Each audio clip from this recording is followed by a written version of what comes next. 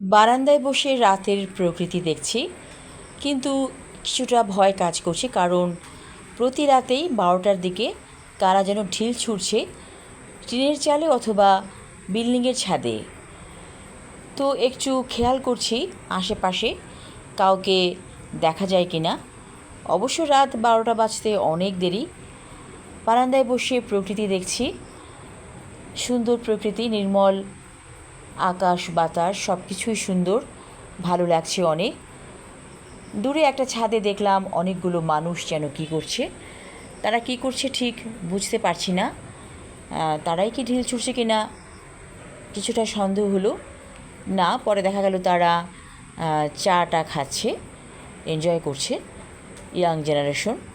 তবে আজকে একটু আমাকে খেয়াল রাখতেই হবে কারা এই কাজগুলো করছে, মানুষের অনিষ্ট করে তারা কি মজা পাচ্ছে।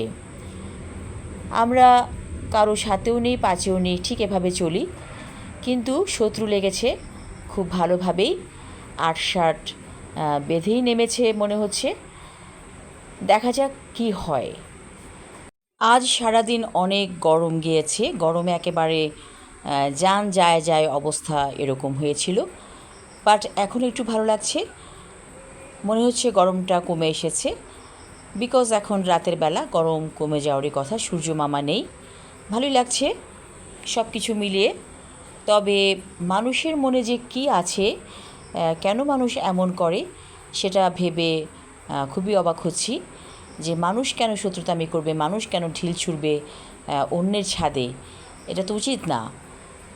অনেক রুগী আছে মানুষের বাড়িতে বাড়িতে, বয়স্ক মানুষ আছে। মধ্যরাতে কেউ যদি ঢিল ছুঁড়ে তাহলে তো আতঙ্কের ব্যাপার। আসলে অন্ধকারের একটা সৌন্দর্য আছে। কে বলে কালো অসুন্দর, কালো আছে বলেই অন্য রঙগুলো অনেক সুন্দর হয়ে ফুটে ওঠে। আমি আঁধারের রূপ দেখছি এবং ভালো লাগছে।